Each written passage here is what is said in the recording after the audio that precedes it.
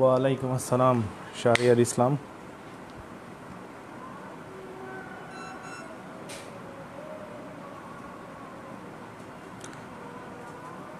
তোমরা আশা করি সবাই জয়েন করতেছো।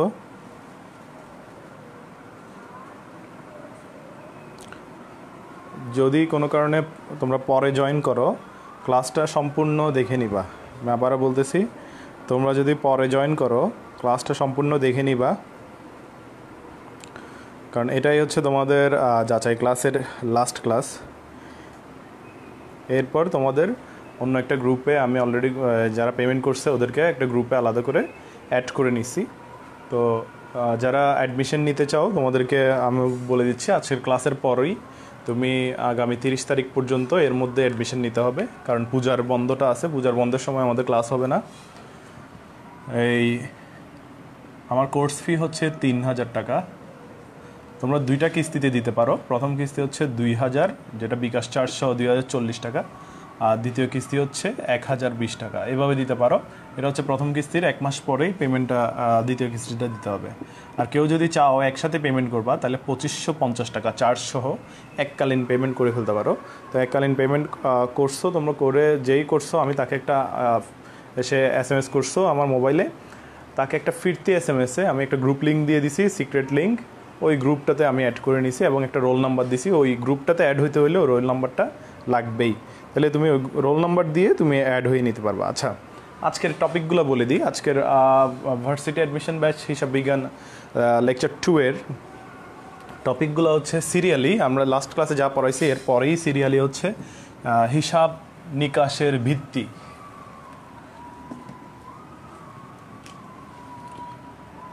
আজকের টপিক হচ্ছে, মানে আজকে লেকচার 2-এর টপিক হচ্ছে হিসাব নিকাশের ভিত্তি।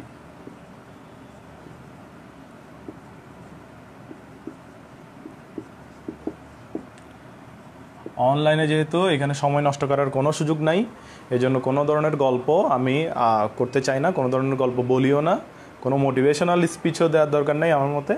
যেহেতু অনলাইনে তুমি একটা নির্দিষ্ট সময় মোবাইলটা হাতে রাখতে চাও, রাখা উচিত, তাহলে ওই নির্দিষ্ট সময় তুমি শুধু পড়াশোনা করবা। এবং পড়াশোনাটা হচ্ছে এই আমরা শুধু পড়বো, অন্য কোনো কথা বলতেছি না। আমি শুরুতেই আমার ব্যাচের ডিটেলসটা বলে দিছি। আর এমন না যে আমাদের ব্যাচে ক্লাস হবে হচ্ছে শুধুমাত্র শনি, সোম, বুধবার, রবি, মঙ্গল, বৃহস্পতি, সেরকম না। যেহেতু তোমাদের ঢাকা ইউনিভার্সিটির আসছে যে সার্কুলার হচ্ছে, তারা ডিসেম্বরের লাস্টে বা জানুয়ারিতে পরীক্ষা নিতে পারে। তো এটা যদিও জানুয়ারি বলতেছে, এটা জানুয়ারির লাস্টে চলে যাবে। তো 3 মাস যেহেতু সময়, আমরা হয়তো বা ডেইলি ক্লাস দিব। আমি সপ্তাহে এমন সপ্তাহ পাবা তোমরা 5টা ক্লাস পাবা আমার থেকে। তো যেহেতু অনলাইনে ক্লাস, এগুলো 45 মিনিট, 40-45 মিনিট বা 1 ঘন্টার বেশি দেওয়া যায় না, কারণ এরপরে চোখ ব্যথা করে, এরপরে কনসেন্ট্রেশনটা চলে যায় বিভিন্ন কারণে। আমি অবশ্যই তোমাদেরকে রিকোয়েস্ট করব যে তোমরা যারা ভর্তি হওয়ার, এখনই ভর্তি হয়ে যাও, 30 অক্টোবরের মধ্যেই ভর্তি হয়ে যাও। আমি বলবো যদি ইচ্ছুক থাকো তাহলে এখনই, এই কালকে পরশুর মধ্যেই তোমরা গ্রুপটাতে অ্যাড হয়ে যাও। ওই গ্রুপটাতে শুধুমাত্র ভর্তিকৃতদের আমি যুক্ত করতেছি। তো চাইলেও তোমরা এটা যুক্ত হইতে পারবা না, মানে যারা এখনও অ্যাডমিশন নাওনি। আচ্ছা, আমরা আজকে দেখি হচ্ছে আমাদের আজকের টপিক হচ্ছে হিসাব নিকাশের ভিত্তি। এরপর হচ্ছে হিসাবের প্রকারভেদ, বেসিক টপিক এগুলা। আমার লাস্ট ক্লাসটা যারা করো নাই তারা এটা লাস্ট ক্লাসটা করে নিবা। লাস্ট ক্লাসটা করার পরে এটাতে আসবা। তাহলে আমি যেভাবে ভার্সিটি অ্যাডমিশন ব্যাচটা যেভাবে শুরু করছি, তোমরা যদি খেয়াল করো যে একদম সিরিয়ালি যে বিষয়টা জানা উচিত তোমার, সেটাতে আমি যাচ্ছি। সিরিয়ালি যে বিষয়টা জানা দরকার সেই বিষয়টার উপর আমি যাচ্ছি। এরপর হচ্ছে হিসাব সমীকরণ ও এর পরিবর্তন। যদি কোনো কারণে মনে হয় ফাস্ট হচ্ছে পড়া, তাহলে তুমি এটা বারবার দেখবা, এই রেকর্ডিংটা বারবার দেখবা। আজকে একবার দেখলা, কালকে আরেকবার দেখে রিভাইজটা নিয়ে নিলা, তাহলে সেক্ষেত্রে তুমি এটা সম্পর্কে আইডিয়াটা নিতে পারবা যে এই অধ্যায় সম্পর্কে। বারবার যদি আমার কথাগুলো শুনো, অবজেক্টিভ আর পড়তে হবে না, এটা শিওর থাকো। বারবার যদি তুমি আমার কথাগুলো শুনো, আমার এই লেকচারগুলো শুনো, তাহলে আর অবজেক্টিভ পড়তে হবে না। ওকে, আজকের টপিকস হচ্ছে 3টা টপিকস। আর আজকের টপিক হচ্ছে 3টা বিষয়, এই বিষয়গুলো একটু লিখে নাও তোমরা, আমরা সিরিয়ালি এগুলোর উপর আগাবো। তাহলে এই বিষয়গুলো নিয়ে যে বই, রেফারেন্স বই, যে শিট, আমার যে লেকচার শিট হোক, বই হোক, যেমন ধরো হিসাব বিচিত্রা, রেপস থেকে যতগুলো বই আছে সবগুলোতে সেম জিনিস পাবা। এখানে এমন কোনো বেশি লাইন পাবা না যেটা আমি বলবো না, মানে আমি তোমাদেরকে সবগুলো ইনফরমেশন তুলে ধরবো। এরপরে তুমি দেখবা যে আসলেই তোমার যদি লেকচারটা যদি তুমি দেখো তাহলে তোমার জন্য এটা ক্লিয়ার হয়ে যাচ্ছে। ওকে, হিসাব নিকাশের ভিত্তিতে চলে যাই আমি।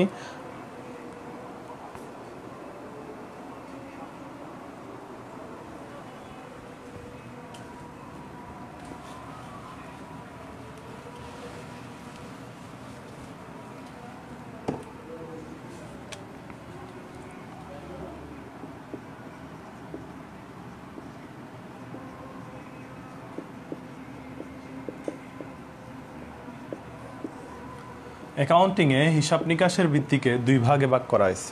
মানে হিসাব নিকাশ করার জন্য আমরা 2টা সিস্টেম ফলো করি, একটা হচ্ছে অ্যাক্রুয়াল বেসিস আর একটা হচ্ছে ক্যাশ বেসিস।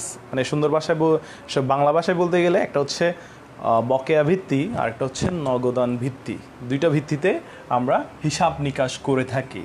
2টা ভিত্তিতে আমরা হিসাব নিকাশ করে থাকি, একটা হচ্ছে নগদান ভিত্তি মানে নগদ বেসিসে, আর একটা হচ্ছে বকেয়া ভিত্তি।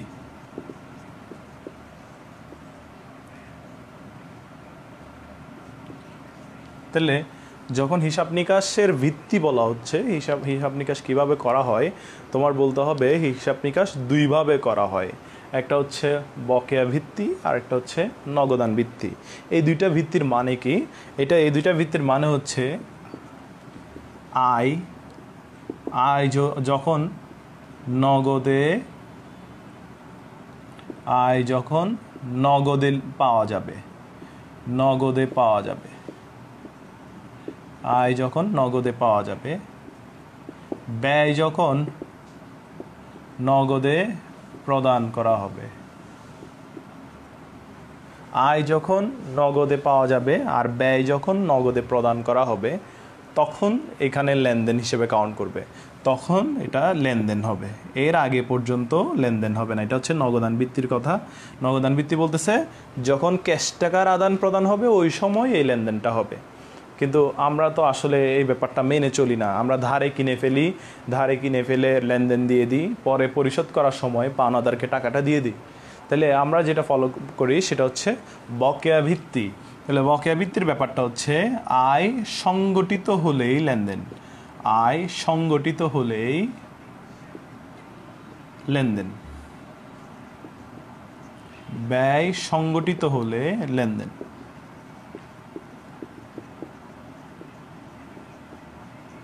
তাহলে আমি যদি নগদান ভিত্তি এবং বকেয়া ভিত্তিকে যদি আলাদা করি, তাহলে আমি পাচ্ছি হচ্ছে নগদান ভিত্তি হচ্ছে যখন নগদে পাওয়া যায়, বকেয়া ভিত্তি হচ্ছে আয় সংগঠিত হলেই লেনদেন। কীরকম? ব্যয় সংগঠিত হলেই লেনদেন। পণ্য ক্রয় করা হলো, ধারে ক্রয় করা হলো, বকেয়া ভিত্তি বলতেছে লেনদেন, ও বলতেছে লেনদেন না। তাহলে আমরা তো বলি লেনদেন, পণ্য ক্রয় করা হলো। তার মানে আমাদের আধুনিক হিসাব বিজ্ঞান এই বকেয়া ভিত্তির উপর প্রতিষ্ঠিত। কিছু ক্ষুদ্র প্রতিষ্ঠান আছে, ক্ষুদ্র সরকারি প্রতিষ্ঠান আছে যারা ক্যাশ বেসিসে লেনদেন করে। যেমন ধরো বিভিন্ন সেবা সংস্থাগুলো, রেলওয়ে থেকে শুরু করে যারা আছে, রেলওয়ের টিকিট বিক্রয়, বিআরটি এর যে সেবা প্রদানটা, বিআরটিসির যে পরিবহনের যে টিকিট বিক্রয়, সেই ব্যাপারগুলো কিন্তু নগদ বেসিসে হয়। তুমি নগদ দিবা, তুমি নগদে এরপর টিকিট নিয়ে যাচ্ছ। তাহলে ওই ধরনের লেনদেনগুলো হচ্ছে নগদান ভিত্তিক। কিছু ক্ষুদ্র প্রতিষ্ঠান বা সরকারি কিছু ছোট প্রতিষ্ঠান দেখা যায় কি নগদান বেসিসে লেনদেন করে, কিন্তু বাকি 99% আমরা হচ্ছে হিসাব বিজ্ঞানের উপর, আধুনিক হিসাব বিজ্ঞান এই বকেয়া ভিত্তির উপর প্রতিষ্ঠিত। বকেয়া ভিত্তি মানে হচ্ছে আমার আয় সংগঠিত হলেই, আয়ের জন্য টাকা পাইতে হবে না, আয় সংগঠিত হলে লেনদেন। সেটা কীরকম? পণ্য ধারে বিক্রয়, তার মানে আমি টাকা পাবো, এটা একটা লেনদেন। এটা ভবিষ্যতে দেনাদার, আমি দেনাদার থেকে টাকা পাবো। যেমন ধরো তুমি আমাকে জিজ্ঞেস করলা যে আমার সম্পদ কত। আমি যদি নগদান ভিত্তিতে বলি আমার পকেটে 5 টাকা আছে, তাহলে আমার সম্পদ 5 টাকা। নগদান ভিত্তিতে বললে আমরা বলতেছি সম্পদ 5 টাকা। আর বকেয়া ভিত্তিতে বললে হ্যাঁ আমার এখানে আছে 5 টাকা, পকেটে আছে 5 টাকা, আমি অমুক থেকে পাই 2000 টাকা, ওদিকে আছে আমার ব্যাংকে আছে 3000 টাকা, আমার 5050 টাকা বা 5005 টাকা হচ্ছে বকেয়া ভিত্তিতে সম্পদ। তাহলে তুমি বুঝতে পারছো যে বকেয়া ভিত্তির উপর আমাদের আধুনিক হিসাব বিজ্ঞান প্রতিষ্ঠিত। বকেয়া ভিত্তির উপর আধুনিক হিসাব বিজ্ঞান প্রতিষ্ঠিত, এই জন্য বলা হয় ও GAAP, generally accepted accounting principles, এবং IFRS, international financial reporting standards এর সাথে সামঞ্জস্যপূর্ণ।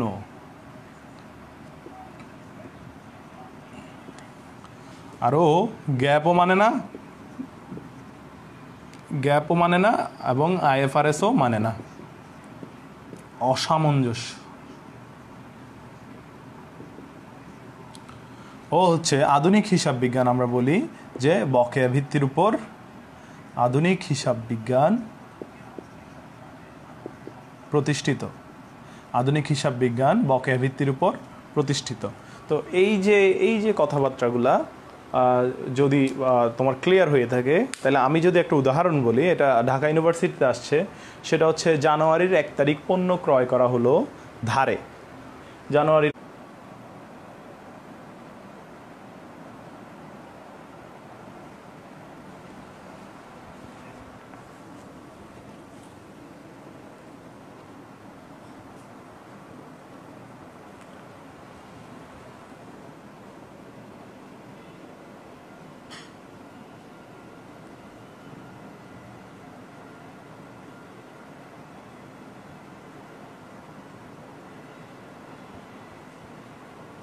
আচ্ছা, এইখানে কি নেটওয়ার্ক ডিস্টার্ব করতেছিল?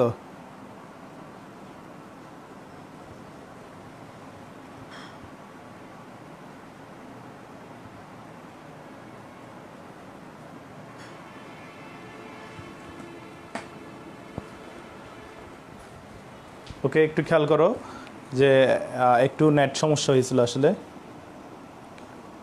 এখন আবার আসছে।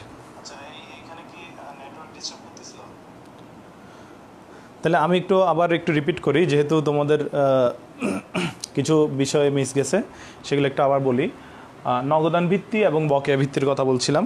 নগদান ভিত্তিতে তোমার আয় যখন নগদে পাওয়া যাবে, মানে ক্যাশ টাকায় পাওয়া যাবে, তখন বলবো আমি লেনদেন। ব্যয় যখন নগদে প্রদান করা হবে, তখন বলবো আমি লেনদেন। ধারে কোনো কিছু নগদান ভিত্তিতে আসে না। বকেয়া ভিত্তিতে ধারে, নগদ, অনগদ সব কিছু আসে, সব কিছু টাইমলি চলে আসে। যার কারণে বকেয়া ভিত্তিকে আমরা বলি আধুনিক হিসাব বিজ্ঞান, এটার উপর প্রতিষ্ঠিত। আমরা বলি হচ্ছে গ্যাপ এবং IFRS এর সাথে তারা সামঞ্জস্যপূর্ণ। এই বকেয়া ভিত্তির অপর নাম হচ্ছে প্রাপ্য প্রদেয় ভিত্তি। আর এদিকে নগদ লেনদেনগুলো নগদান ভিত্তিতে আসে, ও গ্যাপ এবং IFRS মেনে চলে না। আর হচ্ছে তোমার আয় যখন নগদে পাওয়া যাবে, ব্যয় যখন নগদে প্রদান করা হবে, তখনই লেনদেন হিসেবে কাউন্ট করা হবে। এগুলো এগুলো একটু লিখে ফেলো তোমরা।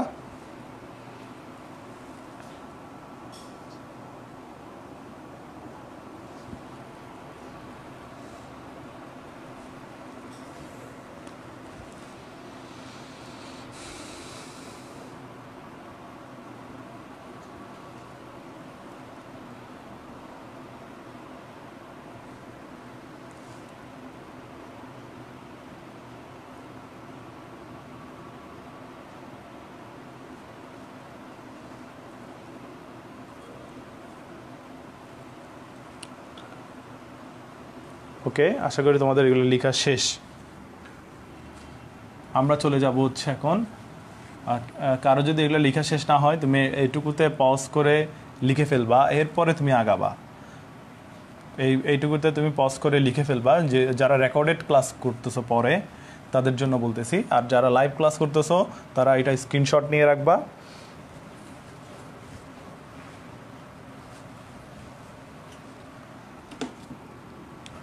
ওকে, আমাদের এর পরবর্তী কাজ হচ্ছে হিসাবের প্রকারভেদ। হিসাবের প্রকারভেদ।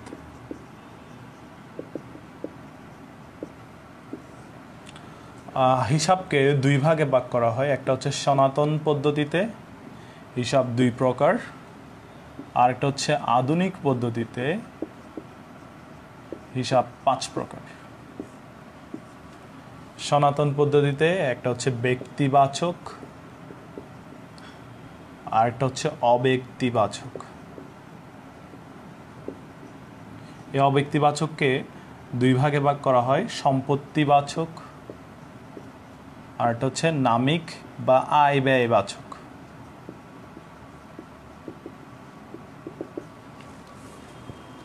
নামিক বা আয় ব্যয়বাচক। তাহলে অ্যাকচুয়ালি সনাতন পদ্ধতিতে হিসাব হচ্ছে আসলে তিনটা, 1 2 3, কিন্তু সেটা দুইটা প্রকারভেদ থেকে আসছে। আধুনিক পদ্ধতিতে সম্পদ, আয়,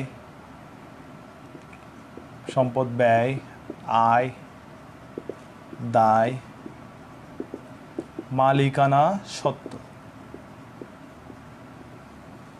আধুনিক পদ্ধতিতে আমরা হিসাব বলতেছি 5টা। আধুনিক পদ্ধতিতে আমরা হিসাবের প্রকারভেদ বলতেছি 5টা। সম্পদ, ব্যয়, আয়, দায়, মালিকানা সত্ত্ব। এই বিষয়গুলো তোমাদের আগে থেকে জানা আছে, যার কারণে আমি একটু স্পিড আগাচ্ছি। খেয়াল করো, সনাতন পদ্ধতিতে যখন হিসাব করা হতো তখন দুই ধরনের হিসাব ছিল।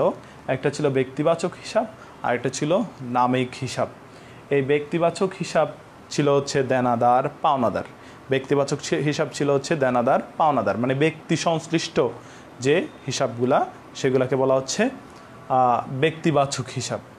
আর অব্যক্তিবাচক হিসাব যখন বলা হতো তখন এই অব্যক্তিবাচক যেটা ব্যক্তি সংশ্লিষ্ট না, সেটা হচ্ছে সম্পদ। যেমন ধরো আসবাবপত্র ক্রয়, তারপর হচ্ছে তোমার আসবাবপত্র বিক্রয়, যন্ত্রপাতি, ইজারা সম্পদ সম্পর্কিত লেনদেনগুলোকে অব্যক্তিবাচক বলা হতো।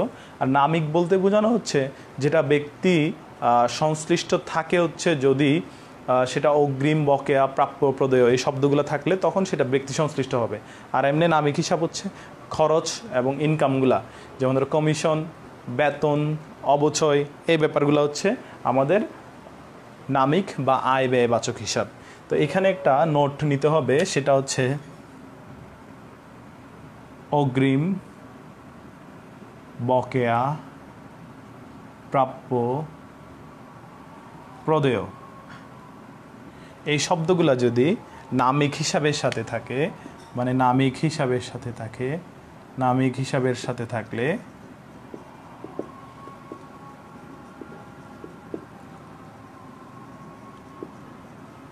সেগুলোকে প্রতিনিধিত্বমূলক ব্যক্তিবাচক হিসাব বলে।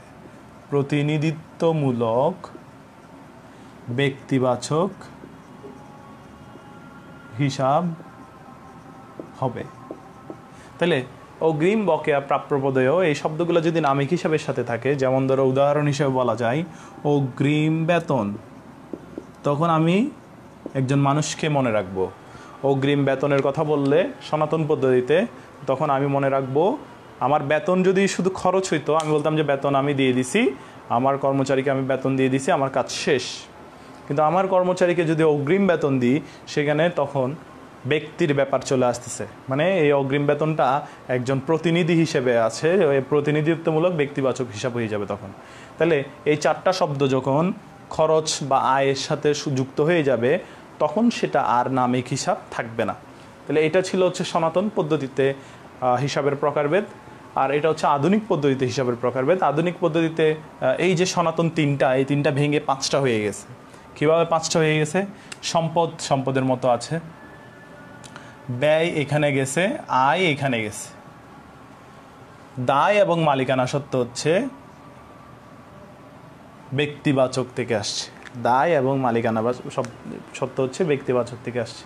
আবার ব্যক্তিবাচক থেকে দেনাদারও গেছে এখানে সম্পদে।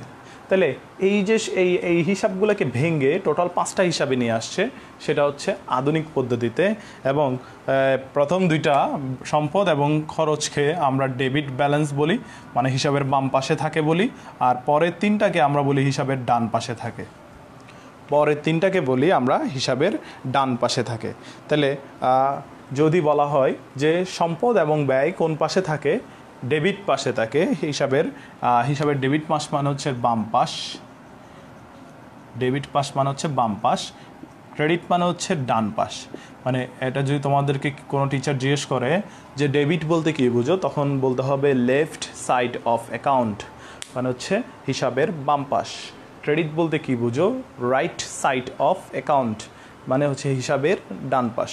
তাহলে হিসাবের বাম পাশে যারা যারা আসে সবাই ডেবিট। যেমন ধরো আয় বৃদ্ধি পেলে ঠিক আছে ক্রেডিট, কিন্তু আয় হ্রাস পেলে সে হিসাবের বাম পাশে চলে আসতেছে। দায় হ্রাস পেলে সে হিসাবের বাম পাশে চলে আসতেছে, মালিকানা সত্ত্ব হ্রাস পেলে সে হিসাবের বাম পাশে চলে আসতেছে। তাহলে এই যে আয়, দায় এবং মালিকানা সত্ত্ব হ্রাস পেলে হিসাবের বাম পাশে চলে আসতেছে, সেটা হচ্ছে তোমার ডেবিট পাশ হয়ে যাচ্ছে তখন হ্রাস পেলে। সেম সম্পদ বৃদ্ধি পেলে এবং ব্যয় বৃদ্ধি পেলে সেটা ডেবিট ব্যালেন্স থাকবে, যেহেতু এটা ব্যালেন্স হিসেবেই আমরা ডেবিট বলতেছি। তোমাদেরকে জিজ্ঞেস করতে পারে সম্পদের স্বাভাবিক জের কি, তোমার বলতে হবে ডেবিট জের। ব্যয়ের স্বাভাবিক জের কি, তোমার বলতে হবে ডেবিট জের। আয়, দায়, মালিকানা সত্ত্বের স্বাভাবিক জের কি, সেটা হচ্ছে তোমার ক্রেডিট জের। তাহলে তোমার বলতে পারে সম্পদের হ্রাস পেলে সেটা কোন পাশে যাবে, তখন বলতে হবে ডান পাশে চলে যাবে, মানে ক্রেডিট হয়ে যাবে। ব্যয় হ্রাস পেলে সেম ক্রেডিট হয়ে যাবে। তো এই ব্যাপারগুলা আমি জানি যে তোমরা জানো, কিন্তু এখন শিখতে হবে হচ্ছে প্রত্যেকটা আইটেমের একটা করে বিপরীত ব্যাপার আছে। বিপরীত সম্পদ, বিপরীত ব্যয়, বিপরীত আয়, বিপরীত দায়, বিপরীত মালিকানা সত্ত্ব। এই বিপরীত ব্যাপারটা হচ্ছে, বিপরীত সম্পদ হচ্ছে এগুলোকে প্রতিসম্পদ বা বিপরীত সম্পদ বলে।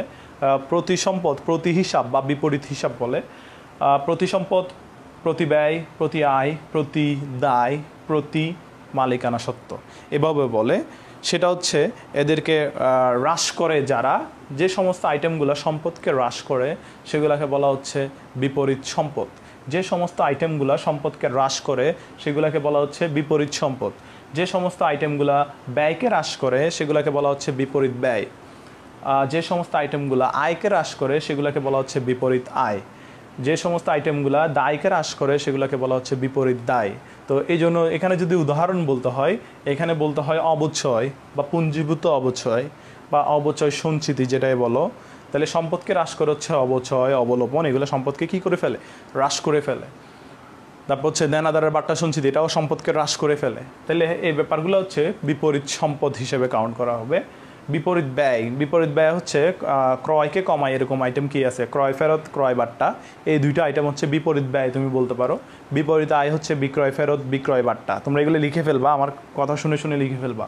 বিপরীত দায়, দায়কে কমায় কি, দায়কে কমায় হচ্ছে যেমন ধরো ঋণ, ঋণ যেটা ঋণের অবহারটা হচ্ছে দায়কে কমায় ফেলতেছে, ঋণের অবহারটা দায়কে কমায় ফেলতেছে। পাওনাদারকে কমাচ্ছে হচ্ছে পাওনাদারের বাট্টা সঞ্চিতি। তাহলে আমরা বিপরীত দায় পেলাম দুইটা, একটা হচ্ছে ঋণপত্রের অবহার আর একটা হচ্ছে পাওনাদারের বাট্টা সঞ্চিতি। বিপরীত মালিকানা সত্ত্ব, বিপরীত মালিকানা সত্ত্ব হিসেবে মানে মালিকানার সত্ত্বকে কমায় হচ্ছে উত্তোলন এবং লভ্যাংশ প্রদানগুলা। উত্তোলন এবং লভ্যাংশ প্রদানগুলা, ট্রেজারি বিল ইস্যু, এগুলো সবগুলো হচ্ছে তোমার বিপরীত মালিকানা সত্ত্ব।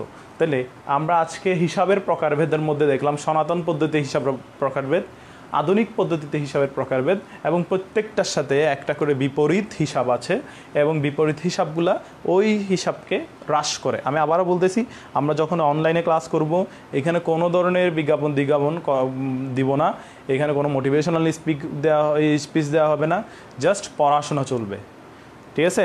আমি অনেক ক্ষেত্রে খেয়াল করছি সবাই দেখা যাচ্ছে কি এই ক্লাস নিয়ে এটা নিয়ে বলো, এটা নিয়ে মেনশন করো, শেয়ার করো, বা এটা সবাইকে ছড়াই দাও, এইভাবে দেখা যাচ্ছে কি ক্লাসের অর্ধেক সময় নষ্ট হয়ে যাচ্ছে। এই ধরনের ব্যাপারগুলো আমি করতেছি না। আমাদের সবসময় পড়াশোনা হবে এবং আমি 3 দিন কোনো ফিক্সড না, আমি সপ্তাহে এমনও থাকতে পারে যে 5 দিন পড়াবো, যেহেতু পরীক্ষা আগে ভাগে হয়ে যাবে। আর তোমাদের অ্যাকাউন্টিংয়ের লেকচারই আছে হচ্ছে তোমার 30টার মতো, ফিন্যান্সের লেকচার আছে। তাহলে সবগুলা মিলাই দেখা যাচ্ছে কি আমরা 3 মাসের মধ্যে যে শেষ করতে হবে বা 2 মাসের মধ্যে শেষ করতে হবে, লাস্টের মাসে আমাদের রিভাইজ দিতে হবে, এরকম করতে হবে। তাহলে ক্লাস এখন যেরকম পাচ্ছ তোমরা সিক্রেট গ্রুপে, আমি অলরেডি ভর্তির জন্য ডেট দিয়ে দিছি, এখনই ভর্তি হয়ে যেতে হবে। যারা ভর্তি হচ্ছে ওদেরকে আমি গ্রুপ লিঙ্ক দিয়ে দিচ্ছি SMS-এর মাধ্যমে, ওই গ্রুপে অ্যাড হচ্ছে। ক্লাস এখানে যেরকম হচ্ছে সেমভাবে ক্লাস আমি গ্রুপেও নিব, মানে আমাদের এই গ্রুপে না, ফ্রি ক্লাস নিব না, আর আমাদের যেটা অ্যাডমিটেড ব্যাচ যেটা আছে সেটাতে আমি নিব। তাহলে খেয়াল করো একটু, এই যে বোর্ডটাতে মিনিমাম 10 থেকে 15টা অবজেক্টিভ আছে, 10 থেকে 15টা অবজেক্টিভ আছে। খেয়াল করে দেখো, আমি যে এখানে উদাহরণ বলছি সবগুলো এক একটা অবজেক্টিভ। এই অংশটা নোট যেটা বলছি পুরোটাই অবজেক্টিভ।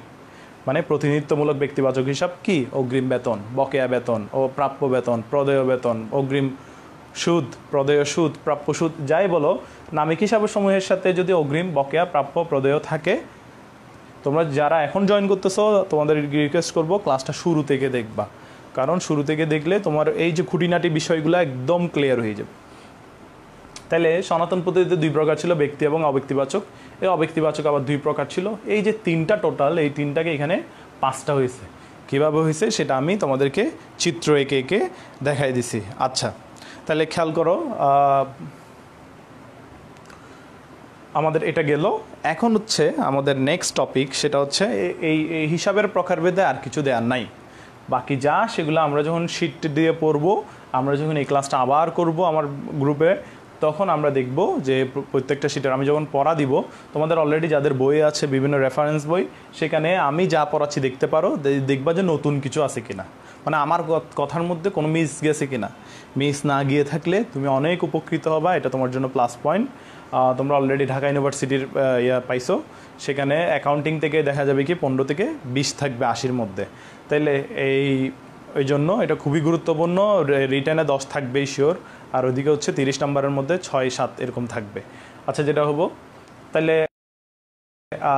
ইয়াতে চলে যাই, সেটা হচ্ছে হিসাব সমীকরণ এবং হিসাব সমীকরণের পরিবর্তন। এটা আমি আমার ইন্টারমিডিয়েট ব্যাচে যারা পড়ছে তাদেরকেও পড়াইছিলাম ব্যাপারটা, হিসাব সমীকরণ এবং হিসাব সমীকরণের পরিবর্তন। এখন তোমরা সবাই খেয়াল করো,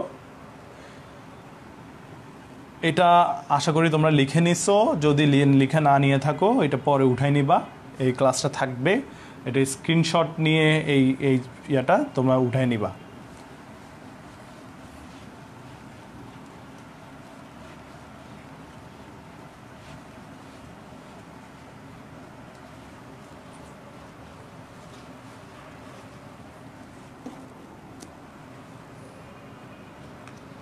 ওকে, হিসাব সমীকরণের উপর আমাদের আলাদা ক্লাস আছে। আমি আজকে এমনি হিসাব সমীকরণ নিয়ে A=L+OE, আজকে এমনি হিসাব সমীকরণের পরিবর্তন পড়াবো, সেজন্য এটা একটু বর্ণনা দিচ্ছি। এটা হচ্ছে সম্পদ। হিসাব সমীকরণের আলাদা ক্লাস হচ্ছে ম্যাথের ক্লাস, এটা থেকে ম্যাথ আসে। সম্পদ সমান দায় প্লাস মালিকানা সত্ত্ব। তাহলে আমার 1000 টাকা সম্পদ আছে, সেখানে নিজের টাকা আছে 200 টাকা। মানুষ কত পায়? তাহলে মানুষ পায় হচ্ছে 800 টাকা। তাহলে আমরা সবসময় খেয়াল করব যে আমার যে সম্পদ আছে সবগুলো নিজের নাও হইতে পারে, নিজের প্লাস মানুষের, মানে এখানে দায়ের সংজ্ঞাটা হচ্ছে সম্পদের উপর তৃতীয় পক্ষের অধিকার। সরি,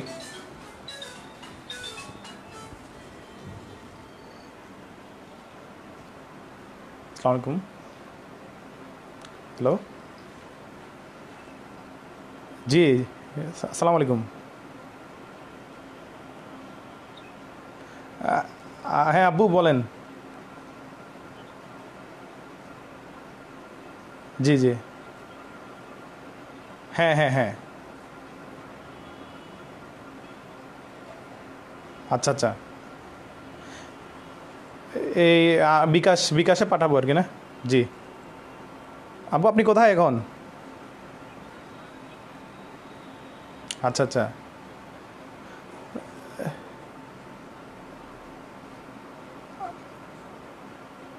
আপনি, হ্যাঁ আপনি কোথায় এখন আব্বু?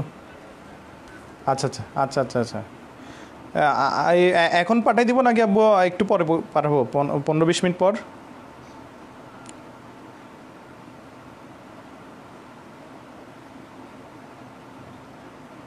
না দূরে না, আমি একটা ক্লাসে, তো এই 15-20 মিনিট লাগতো আর কি, সমস্যা নেই। হ্যাঁ বলেন, নাম্বারটা বলেন। হ্যাঁ হ্যাঁ, জি ওয়ালাইকুম আসসালাম। যাই, এটা কি চালু মিটার? প্রিপেড মিটার, হ্যাঁ, কিন্তু এটা চালু করা হয়েছে কিনা বিদ্যুৎ অফিস থেকে যদি চালু করা হয় তাইলে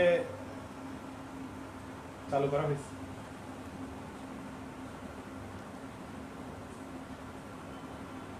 ও আচ্ছা, এখানে মিটারটাতে অলরেডি ইয়া করছেন না? হ্যাঁ হ্যাঁ হ্যাঁ। আচ্ছা, আমাকে মিটার নাম্বারটা বলতে পারবেন? আমি একটু লিখতেছি। 101101976662। আবার একটু বলেন। 10, হ্যাঁ, 1101976662। হ্যাঁ ঠিক আছে। এটা আমি, আপনি একটু লাইনে থাকেন, হ্যাঁ আপনি একটু লাইনে থাকেন, আমি এটা দিয়ে দিচ্ছি। এটা কি বিপিডিবি প্রিপেড না? বিপিডিবি, পিডিবি বাংলাদেশ, পিডিবি, হ্যাঁ হ্যাঁ হ্যাঁ, সমস্যা নাই। একটু 101101976662, ঠিক আছে না? জি,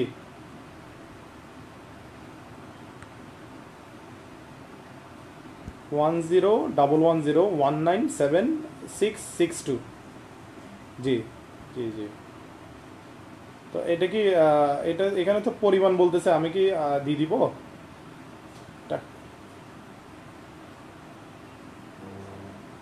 হ্যাঁ, বিপিডিবি প্রিপেইড। হ্যাঁ হ্যাঁ।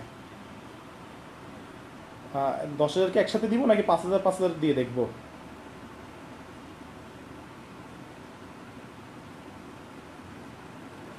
বুঝি না, একটা নাম্বার আসবে যে।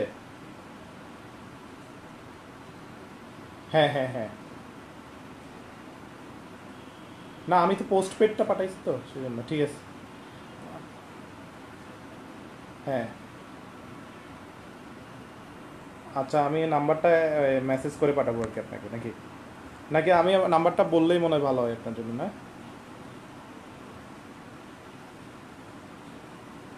হ্যাঁ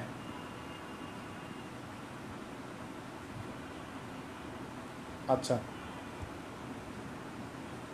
আচ্ছা, আপনি তাহলে লাইনে থাকেন, আমি এটা একটু বলে ফেলি আপনাকে, তাহলে ভালো হয়। আপনি মিটারে এটা ইনপুট দিয়ে দিলেই ভালো হয়, বুঝছেন?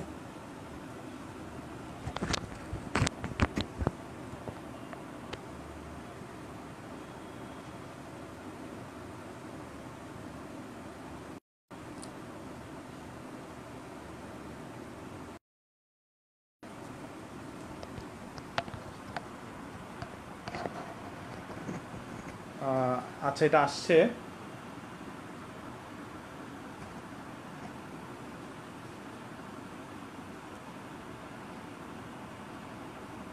অ্যাকাউন্ট নাম্বার, ফি, ট্রানজেকশন আইডি।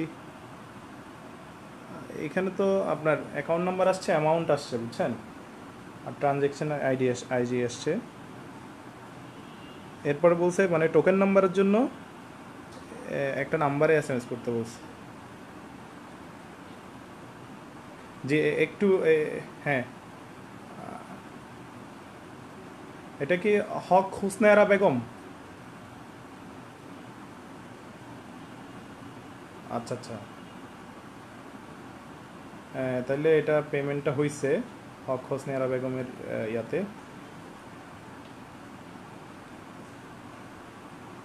টোকেন নাম্বারটা একটু লিখেন, হ্যাঁ। 3690 5381।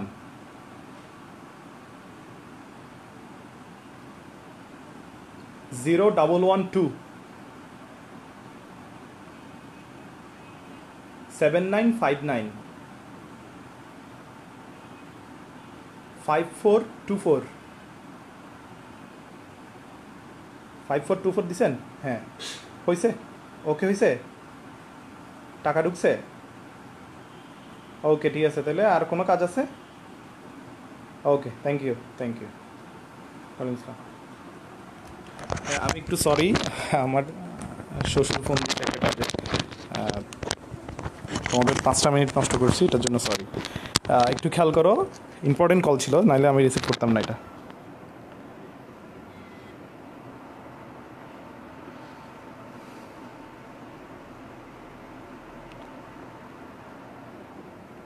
খেয়াল করো একটু, যেটাতে ছিলাম যে 1000 টাকা যদি আমাদের, আমি একটু দেখি লাইনে আসো কিনা তোমরা সবাই।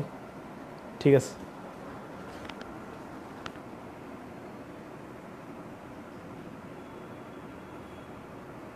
1000 টাকা যদি আমাদের সম্পদ হয়, সেটা পুরোটা আমাদের সম্পদ নাও হইতে পারে। এখানে যে সুযোগটা আছে সেটা হচ্ছে সম্পদের উপর তৃতীয় পক্ষের অধিকারকে বলা হয় দায়, সম্পদের উপর মালিকের অধিকারকে বলা হয় মালিকানা সত্ত্ব। তাহলে এই যে 800 এবং 200 মিলে বা 700 300 বা 500 মিলে যে হয়েছে, বা দায় নাই, মালিক নিজেই পুরোটা টাকা দিছে, হইতে পারে।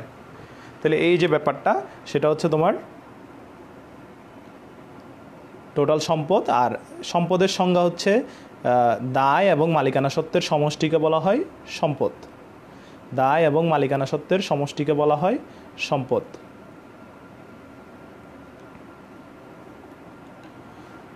দায় এবং মালিকানা সত্ত্বের সমষ্টিকে বলা হয় সম্পদ। আর দায় মানে হচ্ছে সম্পদের উপর কার অধিকার, সম্পদের উপর মালিকের অধিকার, সম্পদের উপর তৃতীয় পক্ষের অধিকারকে বলা হয় দায়, সম্পদের উপর মালিকের অধিকারকে বলা হচ্ছে মালিকানা সত্ত্ব। এই যে হিসাব সমীকরণের পরিবর্তন, এই হিসাব সমীকরণের পরিবর্তনটাকে আমরা ভাগ করি হচ্ছে 2 ভাগে। আমরা সবসময় খেয়াল করব যে এখানে সমান চিহ্নর এই পাশটাকে বলা হবে, এটা এক পাশ, এটা হচ্ছে অন্য পাশ।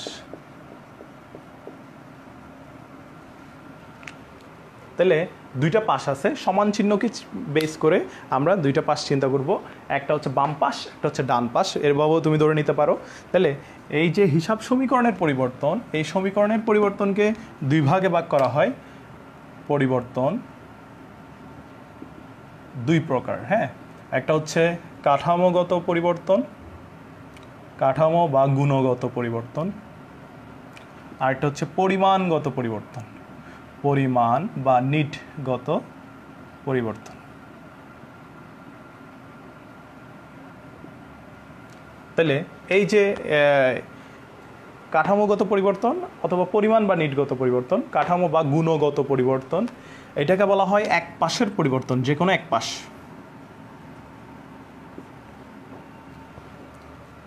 হয় সম্পদ, না হয় দায় মালিকানা সত্ত্ব। সমান চিহ্নের যে কোনো এক পাশের পরিবর্তন হলে, কোনো লেনদেনের ফলে যদি সমান চিহ্নের যে কোনো এক পাশের পরিবর্তন হয়, সেটাকে বলা হয় কাঠামো বা গুণগত পরিবর্তন।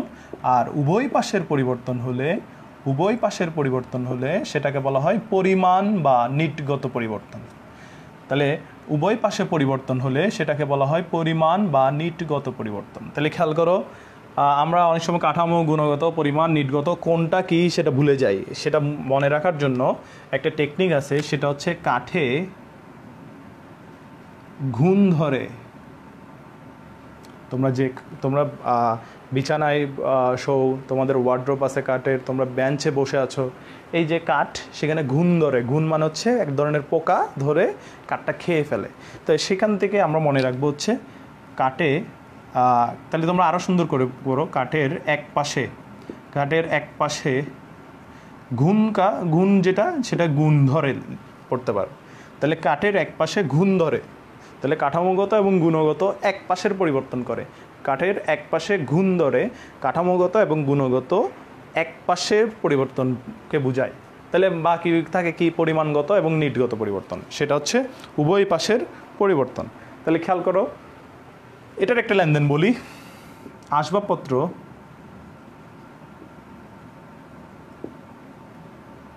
নগদে ক্রয়, এটাতে আমরা জাবেদা করি হচ্ছে আসবাবপত্র ডেবিট, নগদান ক্রেডিট। এটা এ, এটাও এ। তাহলে শুধুমাত্র সম্পদের পরিবর্তন এসে।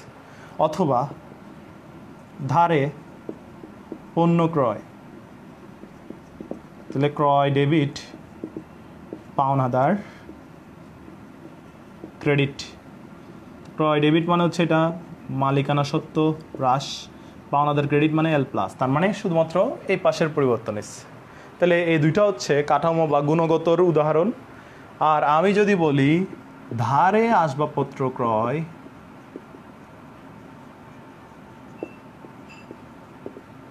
তখন বলছি আসবাবপত্র ডেবিট, সরবরাহকারী বা পাওনাদার ক্রেডিট। তাহলে এটা এ, এটা এল। দেখো তো এ এবং এল মান হচ্ছে এটাকে এবং এটাকে, মানে দুই পাশেই সমান চিহ্নের উভয় পাশে পরিবর্তন করছে। এরপর তুমি দেখতে পারো বিজ্ঞাপন প্রদান, বিজ্ঞাপন ডেবিট,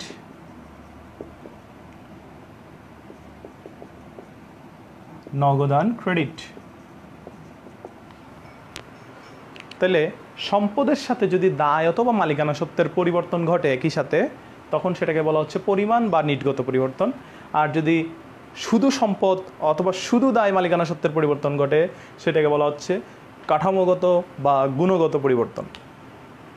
এই যে পরিবর্তনের ব্যাপারটা, এখানে আমরা ম্যাথমেটিক্যাল যখন হিসাব সমীকরণের ক্লাস হবে, এটা হচ্ছে হিসাব সমীকরণের পরিবর্তনের ক্লাস। যখন ম্যাথমেটিক্যাল টার্মস নিয়ে করব, তখন এই ধরনের আইটেম দিয়ে আমরা অঙ্ক করব। তাহলে আমরা সবসময় পরিবর্তনটা কিসের উপর বেস করব? সেটা হচ্ছে সমান চিহ্নের উপর বেস করব। সমান চিহ্নের উপর বেস করে তুমি যে কোনো লেনদেন, মালিক ব্যবসা শুরু করলো, যাবে দেখি নগদান ডেবিট, মূলধন ক্রেডিট, নগদান ডেবিট, মূলধন ক্রেডিট। তার মানে এটা কোন ধরনের পরিবর্তন? পরিমাণগত পরিবর্তন। আমি 5টা লেনদেন বলবো, 5টা লেনদেনেরই ইয়ে করবো। যেমন ধরো ঋণের সুদ প্রদান করা হলো, ঋণের সুদ ডেবিট, নগদান ক্রেডিট। ঋণের সুদ ব্যয়, সেজন্য মালিকানা সত্ত্বের মধ্যে যাচ্ছে, নগদান ক্রেডিট, পরিমাণগত পরিবর্তন। ক্লিয়ার? ঋণের সুদ বকেয়া রইল, ভালো মতো খেয়াল করো, ঋণের সুদ বকেয়া রইল। তাহলে ঋণের বকেয়া সুদ ডেবিট, ঋণ ক্রেডিট। ঋণের বকেয়া সুদ ডেবিট, ঋণ ক্রেডিট, মালিকানা সত্ত্ব খরচ বলে আর দায়। ক্লিয়ার? তাইলে ঋণের সুদ ধার্য করা হলো, তাহলে ধার্য করা হলে ঋণের সুদ ডেবিট, ঋণ ক্রেডিট। ঋণের সুদ হচ্ছে খরচ, সেজন্য মালিকানা সত্ত্বে যাচ্ছে, আর ঋণ হচ্ছে ক্রেডিট, সেজন্য দায়ে যাচ্ছে। ঋণের সুদ বকেয়া রইল, যেটা একটু আগে বলতেছিলাম, সেটা হচ্ছে তোমার ঋণের সুদ ডেবিট, ঋণের বকেয়া সুদ ক্রেডিট। ঋণের সুদ ডেবিট, ঋণের বকেয়া সুদ ক্রেডিট। ঋণের সুদ হচ্ছে মালিকানা সত্ত্ব, ঋণের বকেয়া সুদ হচ্ছে দায়। তাহলে এটা হচ্ছে কি কাঠামোগত পরিবর্তন। তারপর হচ্ছে যে তোমার বলতে পারে হচ্ছে বিজ্ঞাপন বাবদ পণ্য বিতরণ। তাহলে যাবে এটা কি হয়? বিজ্ঞাপন ডেবিট, ক্রয় ক্রেডিট। বিজ্ঞাপন ডেবিট মানে হচ্ছে মালিকানা সত্ত্ব হ্রাস, সেজন্য এই পাশে। আর ক্রয় ক্রেডিট মানে হচ্ছে মালিকানা সত্ত্ব বৃদ্ধি। তাহলে এটা ক্রয় ক্রেডিট মানে হচ্ছে মালিকানা সত্ত্ব বৃদ্ধি হওয়া। তাহলে এটা শুধু মালিকানা সত্ত্বের মধ্যেই চেঞ্জটা হয়েছে। উত্তোলন করা হলো, উত্তোলন ডেবিট, মূলধন ক্রেডিট। কোথায়? শুধু মালিকানা সত্ত্বে চেঞ্জ। তাহলে শুধু মালিকানা সত্ত্বে চেঞ্জ লাগবে না কাঠামোগতর জন্য, মানে এক পাশে চেঞ্জ হলেই হচ্ছে।